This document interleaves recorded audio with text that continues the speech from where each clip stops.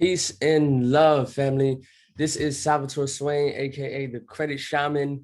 Welcome back to the channel, and I just wanted to touch base with y'all today and tap in a little bit about what's been going on in the past few days and in the week in the world.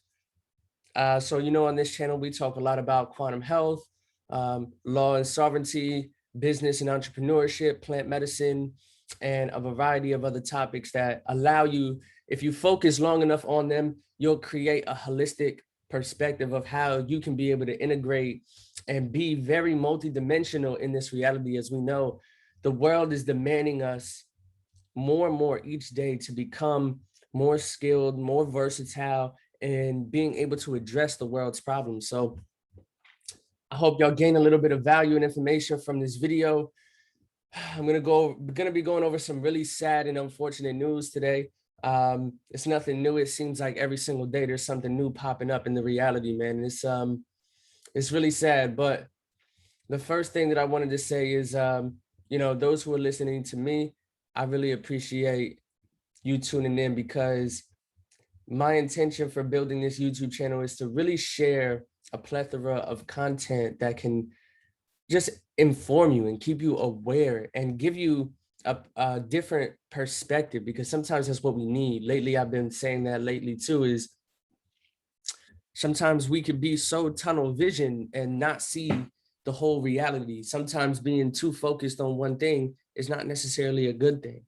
And being that there's so much going on in the world, I feel like it's impertinent for all of us to bring an eye towards it, because when we see what's happening, we can, I guess, plan and project to see where the reality is actually going, to see how we can fit ourselves within it. You know what I mean? So thank you very much for joining me. I hope you are in good wealth and in good health. The first thing that I wanted to talk to you all about today is Bill 490 was actually passed by this man, Bolsonaro, which is the president of Brazil. Is actually crazy. So basically what this bill, I guess you could say, that was just passed by the Brazilian Congress. It got voted in, which is crazy. But basically, it lifts the rights to indigenous people in Brazil specifically, and it opens up their land for agricultural and commercial usage, for mining, for, of course, think about it like this: factory farming, probably more deeper exploration to see what minerals the land actually has. And now that you guys know that they're using a new technology called LiDAR, so that way they can see beneath it's basically like a radar, or think of like an X-ray scan for the Earth, where they can scan the layer of the Earth and actually see what's underneath of it. So they're using technologies like that to be able to plot and see which land is more fertile than others. And what's crazy about it is some are calling this ecocide, that this president, Bolsonaro, should be tried for crimes against humanity, because South America, as we know, they're not big contributors to climate change in the way of producing a lot of carbon. However, on the contrary, the Southern American Amazon is more so one of the biggest producers of oxygen, and all of the trees and biodiversity, it helps out the greenhouse effect of what most scientists say is climate change. So it would be a tragedy, really, to see this bill proceed. And I think this man should be fucking sued, because this is massacre. So as you can see, it says, "We will not leave Brasilia defeated. Brazilian indigenous groups mobilized to defend land rights. Nearly 1,000 members of tribes across Brazil are camped in country's capital to defend the land rights, currently under legislative review in Congress and Supreme Court." So what they basically did is tribes just got tired and they said, "Look, we're going straight to the Supreme Court." Now, some say that there were some indigenous people killed. Others say that there were indigenous people actually attacking the police officers, which is fucking good. You're trying to steal their land. What the fuck else you think is gonna happen? You think it's gonna go over lightly when people who have been protecting the Amazonia for millennia, corporations and governments try to come in and infiltrate, and it's just sad. It's really, really sad. So it says about 850 members of nearly 4 dozen Brazilian indigenous tribes camped in Brasilia from a short walk of Congress and rows of government buildings to fight for indigenous land rights currently under consideration by Brazil's courts and Congress. The fact that it's even under consideration is fucking pathetic to the Brazilian government, in my perspective. All right, so I'm gonna continue to read. This is the most active indigenous mobilization in Brazil since the start of the pandemic and was organized by the country's largest indigenous organization, including the Brazilian Network of Indigenous People. Do or die moment. Those who camped in Brasilia are battling on multiple fronts. Protesters have demonstrated in front of Brazil's court, which is expected to decide over a key case this month that impacts 23,000 hectares. Hold on. 23,000 hectares. That's like, oh my goodness. Into acres and acres. 56,000 acres. They make it sound a little gentle by even that, 23,000 hectares. As we know, the Amazon is millions of acres. However, that doesn't justify it, right? Because it says here, land belonging to the Xoleng people from southern Brazil. The courts could either affirm indigenous land rights or set a precedent by stripping territorial rights that were not officially recognized when the Brazilian Constitution was approved in 1988.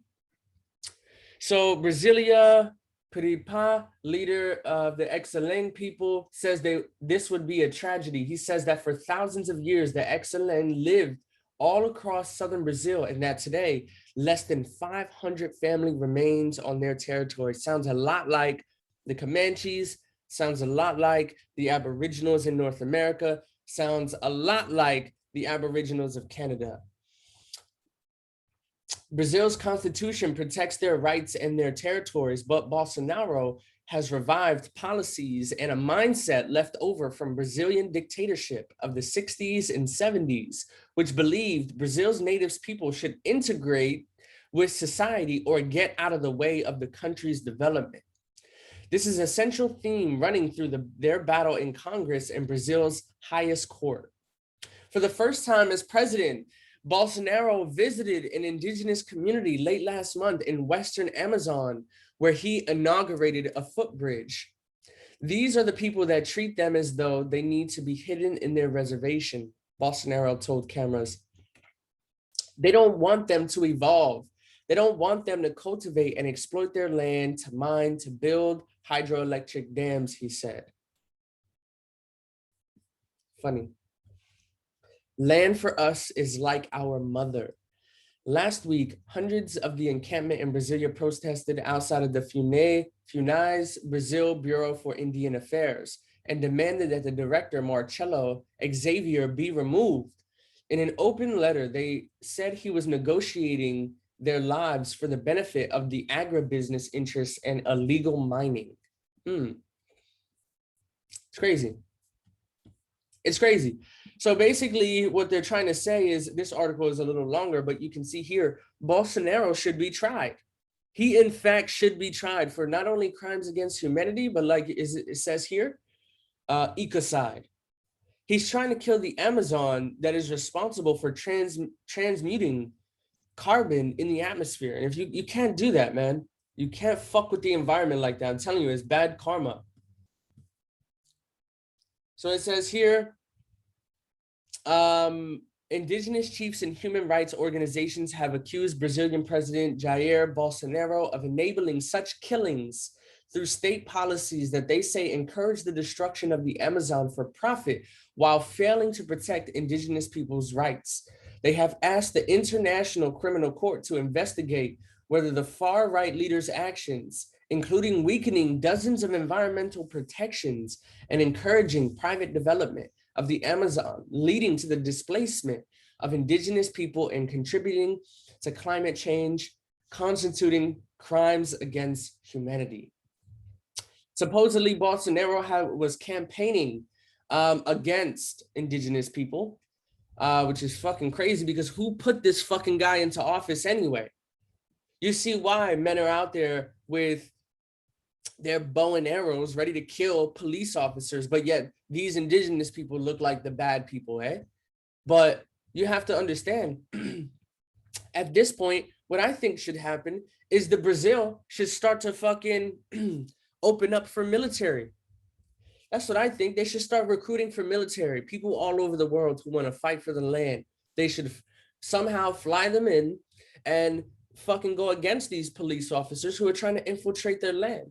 Same thing with Biden in the pipeline and shit like that. Like, it's crazy that these governments think that they have the authority to infringe upon these sovereign tribal nations. It's fucking sad. Because not only are they putting these tribal nations at risk and displacing them, but they're putting the ecosystem, the environment, the world's biodiversity at risk. So it's just crazy. Like, you're trying to bring it in here. Yes, the Amazon is filled with thousands of acres of tundra, but at the same time, it's not justified. If you're trying to bring it in, first of all, exploit the land, exploit the people, just so you could use it for profit. You know what I mean? Nothing new, nothing fucking new. Bolsonaro's rampant deforestation of the Amazon and threat posed by climate change have prompted world leaders like Pope Francis and French President Emmanuel Macron to support a campaign for a new international crime called Ecocide, which would outlaw widespread environmental destructions. Supporters cite Bolsonaro's actions in the Amazon as prime example as ecocide happening in real time. So these are the indigenous women out on the front line, standing up for their family, standing up for their land. The Amazon rainforest plays an essential role in global climate regulation. A point of no return must be avoided at all costs. So I'm going to go back here. It says, the rainforest captures carbon dioxide, a greenhouse gas, making it a core part of humanity's fight against climate change.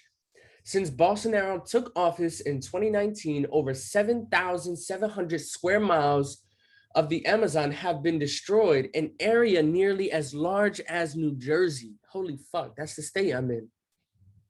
It's a pretty big state. Scientists have warned that Bolsonaro's policies could push the rainforest to an irreversible tipping point where the rainforest could no longer regenerate itself, which could cause cascading environmental disasters. So like I said, anybody who is out there who are healers, fucking santes, santeria, brujas, do your fucking magic on this guy because he needs to be dealt with immediately. And I pray that the indigenous people out there have some really good attorneys and they have some really good lawyers, so that way, you know, hopefully they can go to an equitable court.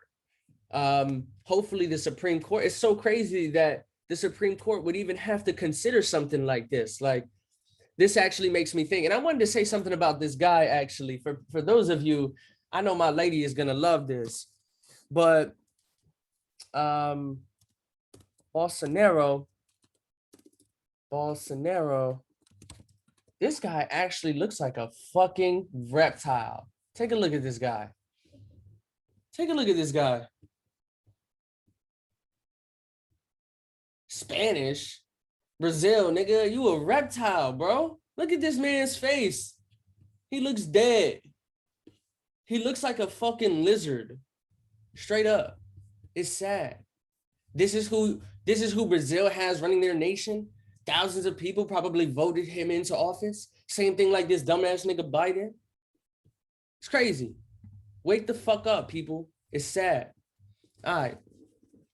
So, Sari and Metuki Tai filed their request, known as Article 15, communication with the International Criminal Court in January. The request detailed Bolsonaro's environmental and indigenous policies, and those policies, ecological harms, and alleged that the policies have led to murders, forced displacement, and the persecution of Brazil's indigenous population. They argued in a 68-page document that further destruction of the Amazon, 60% of which is in Brazil, poses a threat to humankind.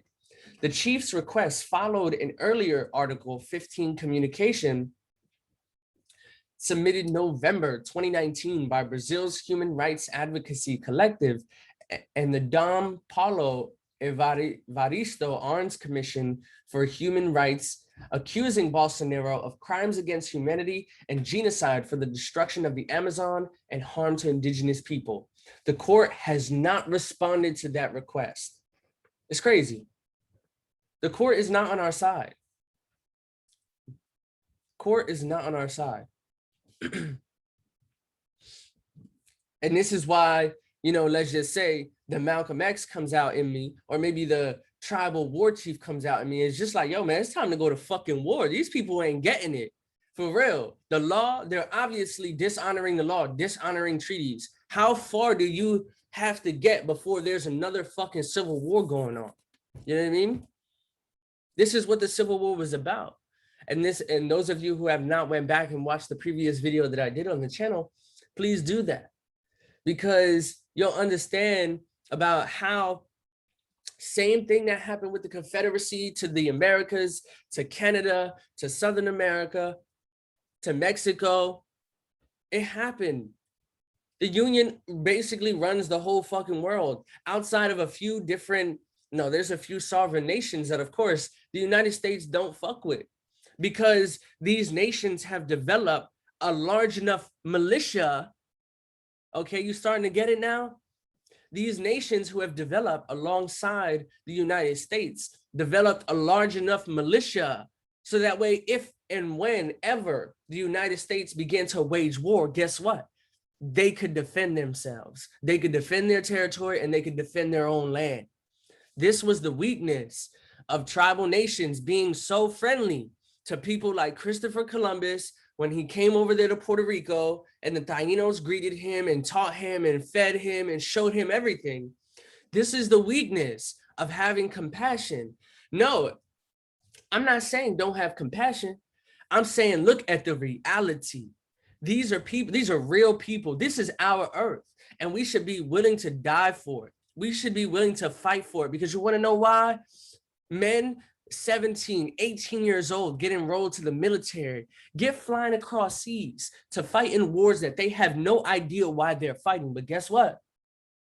They feel good about themselves, and their parents feel great about themselves because their son is fighting to protect the country, when in fact, the country is inflicting war and harm against every other nation with the intent to acquire resources for commercial purposes, money, control over people, resources. It's sad. So call me a, what is it, anarchist, call me whatever. I'm on the fence of bearing arms. I don't give a fuck about the constitutional right to bear arms, my nigga. People die every day, straight up. So what I think should happen, because these people clearly ain't taking the indigenous seriously, there should be a war, because there already has been one. You may be hearing this like, this motherfucker's crazy. This 23-year-old child is crazy. You damn fucking right. Because on nights like last night or mornings like this one, I wake up with shit like this on my mind, shit like this on my heart. People who are indigenous from the land that lived there for thousands of years have to even deal or put up with the shit that these fucking governments put them through. But we've been so suppressed. We've let them get so far ahead with technology, and we've ignored it. We pushed it away and said, no, we don't want it. One of the biggest weaknesses of the indigenous people is not adapting a militia with technology. Seriously. So, and this is my sovereign right to free speech, period. Wars happen. War is a part of human nature. I'm going to say that again. War is a part of human nature.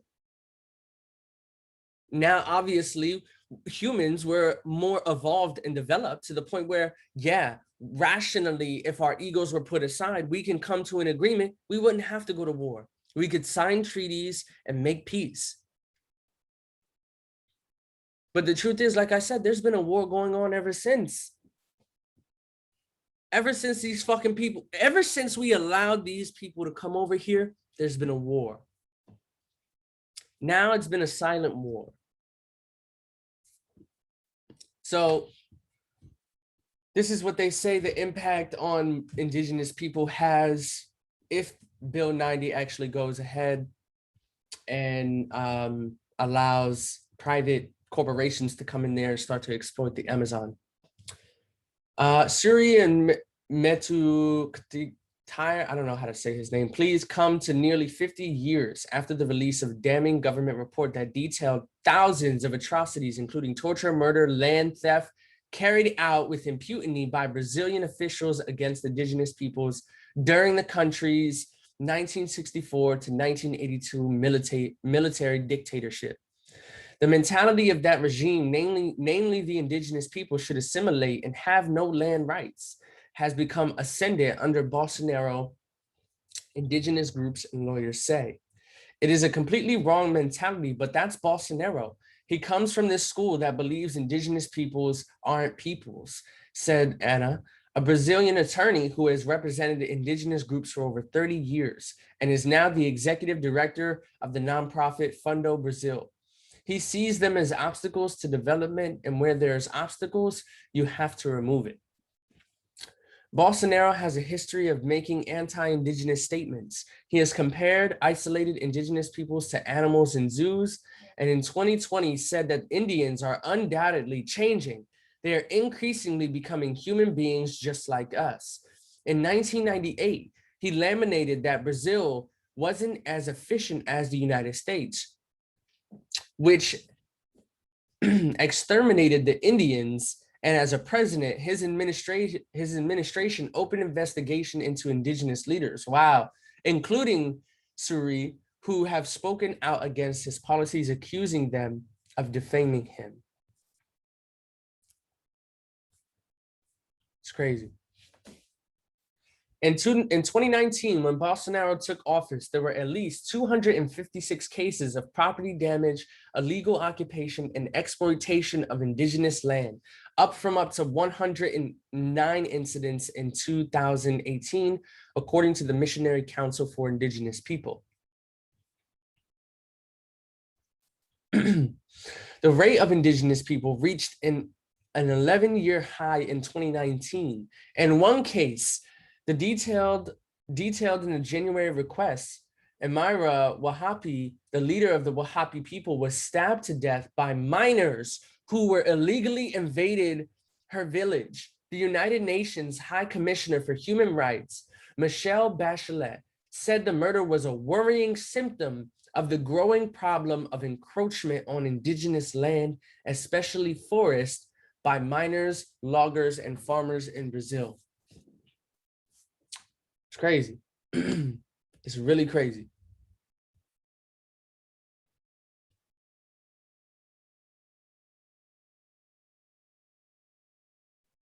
It's crazy. Give me a second. Let me grab some water.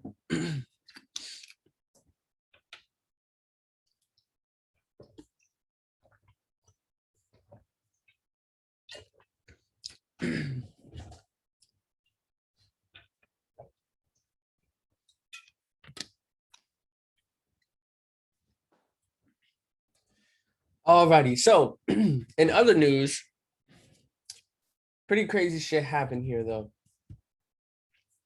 This is crazy. I really pray for Brazil. I'm going to continue to investigate to see what I can do to help out.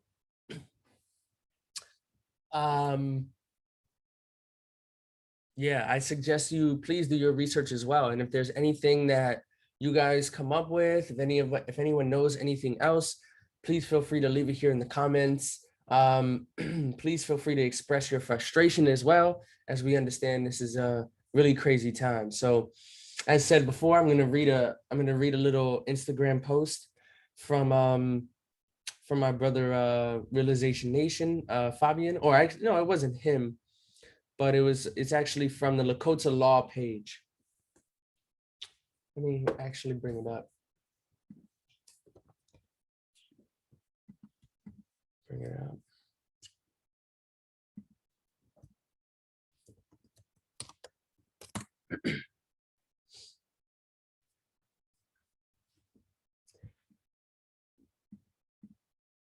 Gotta log in, come on.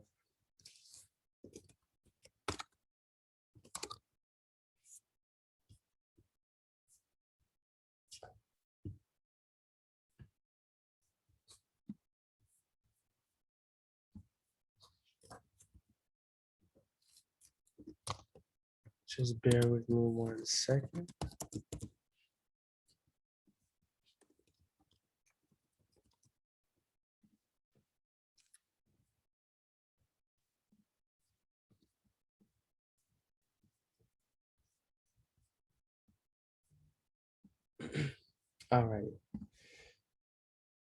All righty. So here it says,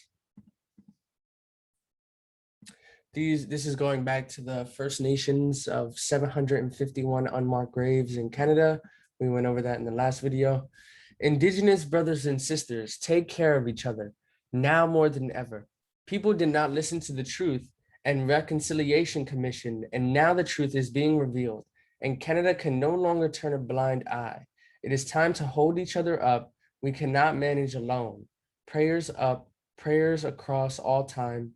Generational healing is upon us. That was in response to the unmarked graves in Canada that we went over in the previous video. So moving on, I just wanted to touch base on, it's interesting, a couple other news events that happened in the past few days. 21 hours ago, actually, just a day ago, John Mcafee, anyone knows the antivirus software on PCs, he wrote the first antivirus program after Bill Gates created Microsoft, found up dead in Barcelona. Interesting how that's in Brazil too, huh?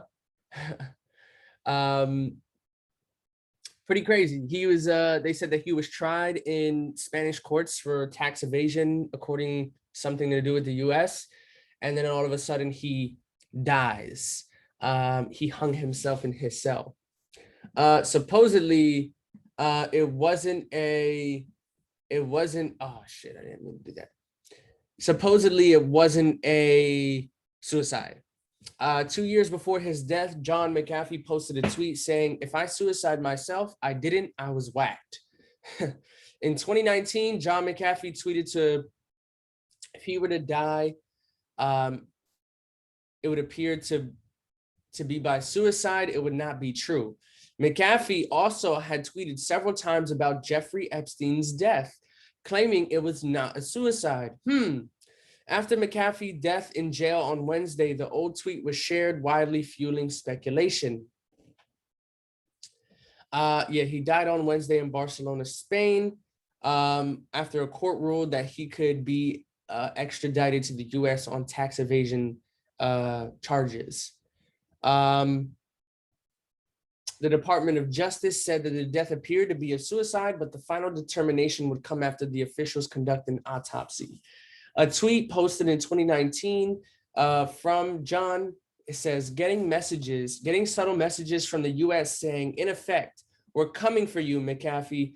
We're going to kill yourself. I got a tattoo today, just in case. If I suicide myself, I didn't. I was whacked. Check my right arm. It included a photo of the tattoo said, schwacked. Now, even though it sounds a little punny and it sounds pretty funny, I don't know what the fuck is going on here. I just wanted to share this.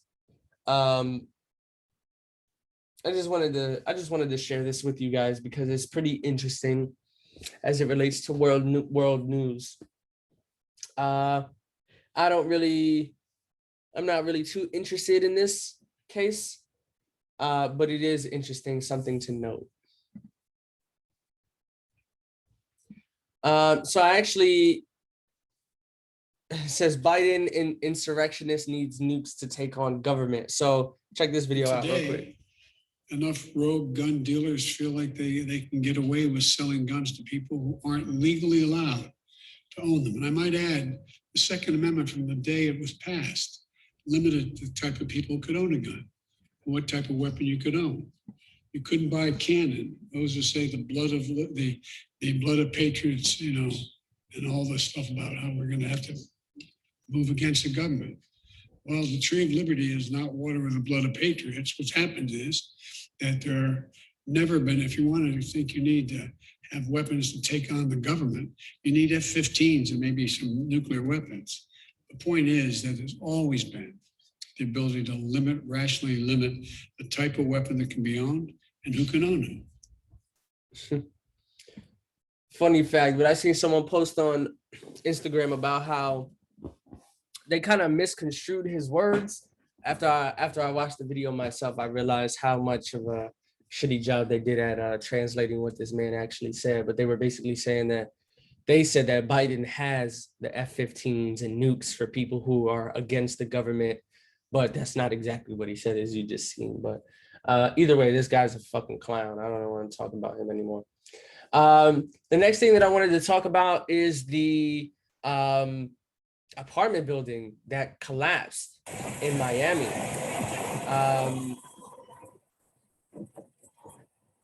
Right on the beach. Pretty fucking crazy. Supposedly, they say that some of Trump's family members resided in that building. And I was reading a post about the building collapsing, and they were saying architecture students were saying that this, whatever it was, looked like a demolition, because they said it's really hard to get your architecture license in places like Cali, Florida, and New York, because they have such strict regulations. For a building next to the shore in Miami to just up and collapse like this is pretty crazy. Supposedly, there were 99 residents unaccounted for. 35 were dug out alive from the search and rescue workers, and 3 were reported dead. So remember, this is a 12-story building that just collapsed. I just want to take a moment to just think about the babies in this building who won't be found. You know, it's pretty sad. It's a sad day in Miami. It says here, President Joe Biden has promised FEMA aid to Miami-Dade, said County Mayor Daniela Levine. This is the incredible, unimaginable situation none of us could have ever imagined. Florida Governor Ron DeSantis rushed to the scene and was stunned by what he saw. The television doesn't do it justice. He said the destruction of what he witnessed, this is a tragic day.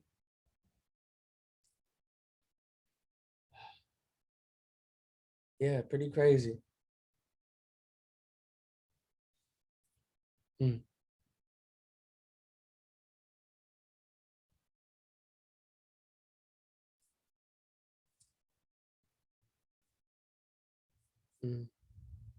Wow, that's crazy. It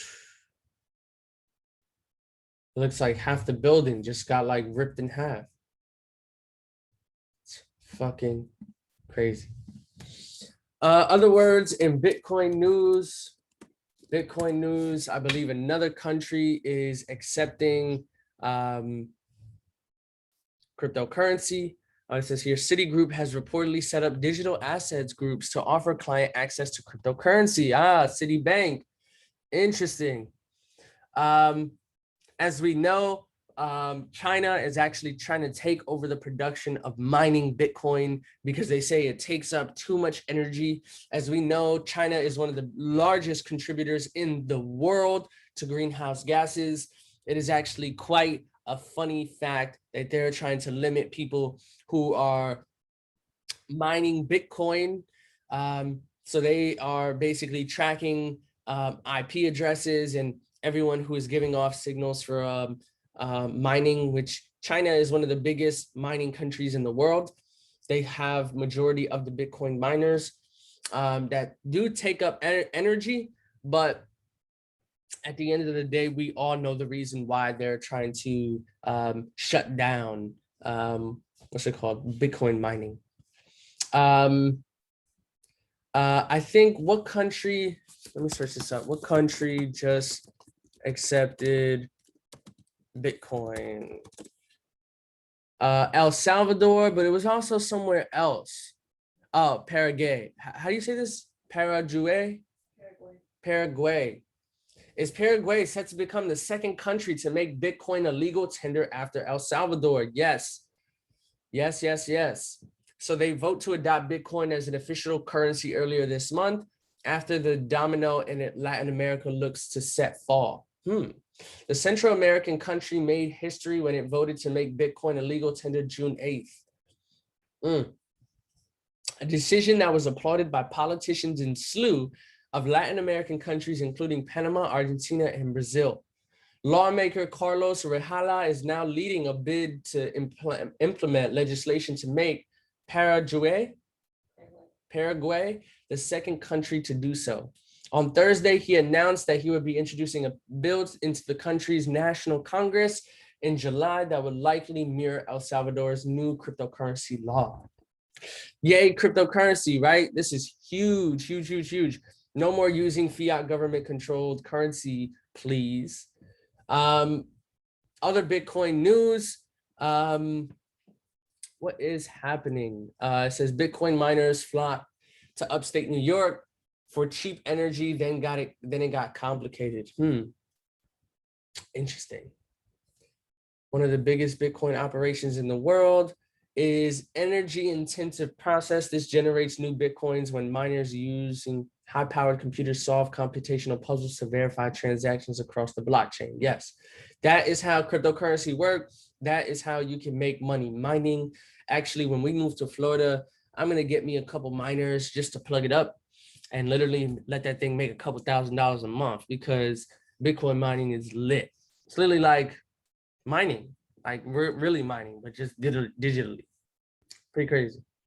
After the crypto miners began using the energy quota, which Reed said was 1.9 cents per kilowatt at an hour industrial rate, he said it caused constituents to be in absolute uproar because of much higher electricity costs that incurred. You know, I've always said that, like, listen, like, we're gonna have to find a way to charge these miners with like solar energy. And this is why blockchain can never go away. You wanna know why?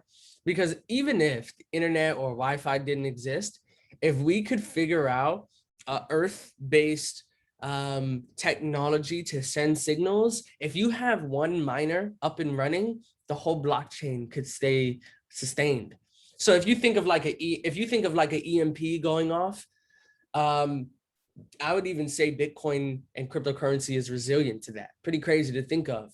Obviously, we know gold and silver, which I recommend everyone buy, have at least a few $1,000s in gold and silver. Cryptocurrency is just as much sustainable as any other currency right now. I mean, if you think about it, and it's, you know, there's an opportunity for you to remain private, for you to be anonymous, and for you not to pay Uncle Sam. Anyway, it says here, with China's restrictions on cryptocurrency, Bitcoin mining might become easier and more profitable in other places. I know that there's actually a lot of Bitcoin mining in Florida and Miami and stuff like that. Pretty cool. Excuse me. Look. Okay, so look, this is what's interesting is that it says here, we put a whole set of building and safety codes highlighting a sustainability policy around recycling some of the heat generated from mining processes for other uses. So I think that's going to be the way to go, is to figure out some way to use cryptocurrency miners with solar panels and then recycle the heat generated from the mining force something more efficient. I don't know. I don't have any ideas about that right now, but maybe someone with a bigger brain than me could figure that out. I don't think it would be really difficult to figure it out, but nonetheless, Bitcoin and cryptocurrency is making its way. As we know, last week, the FOMC news fucking crashed the market last week. Literally every single cryptocurrency was down 20% even. And this is the dip. This is what some people are saying, but then there are other people out there like Chicago, the Bitcoin bully, who say that this is not the dip. Obviously, everything is on discount. However, he supposes another big dip in the cryptocurrency space. If you go on coinmarketcap.com, you'll be able to see, guess what? Ethereum on the week is down 20%. So this is what he means by the dip. So it's really smart for people to have money on the side. Obviously, whenever you identify a downtrend, you want to throw your coins into a stable coin if you don't want to lose profits. If you're willing to just hold, then you hold, right? But you throw it into like a Tether or a USD coin. That's what I would recommend, because it's a stable coin. So instead of losing 20% on your Ethereum this week, you could have threw it into a stable coin like Tether or USDC. So that way it could remain the profits. I actually bought up all of this. Like I bought Bitcoin, I bought Ethereum, I bought BNB, I bought Cardano, I bought XRP, I fucking bought, I didn't buy any Chainlink or Solana yet, but I want to. I want to buy some Tron because I really like the project. I have a bunch of EOS. What else do I actually show you my Exodus account too. What else do I have? Oh, I have Helium. What else do I have? Oh, crypto.com. That's what I have. I have the CRO coin too, which I think anybody who is looking for an investment right now, I think they're ranked what? I don't know where I don't know where their rank is. Oh, they're number 30. Listen, I'm going to tell you right now, crypto.com is going to fucking blow, okay? It's going to blow. You want to know why? It's because even though their max supply of coins is 30 billion, their circulating supply is 25 billion right now. 25 billion. Now the price is only about, I don't know, 0.09 cents. It's not, I don't even think that's fully 1 cent yet, I guess, or something like that. Either way, as the 5 billion start to get bought up, the price of this is going to go up, right? Supply and demand, basic shit. But here's the thing, crypto.com, I fuck with their project personally. So this is why that's why I'm invested into them. I'm invested. I just ordered the crypto.com card, and actually while I was on this call, I actually just got an email saying that it's on the way. So pretty cool. So I'm going to be able to move my currency around in the space where I could use this system. They already have payment gateways, APIs connected with a bunch of different platforms. Crypto.com is actually in the early phase of adoption, but they're one of the only ones that actually have their crypto.com Visa debit card. So to me, it's platforms like this, similar to Coinbase, who allow people a nice bridge between worlds of, using fiat currency to merging over to cryptocurrency. So I just think that crypto.com, the CRO coin, is a really good bridge. What you have to do is, in order to get the card, I'm going to actually do a whole separate video when it comes in on, hopefully by next week.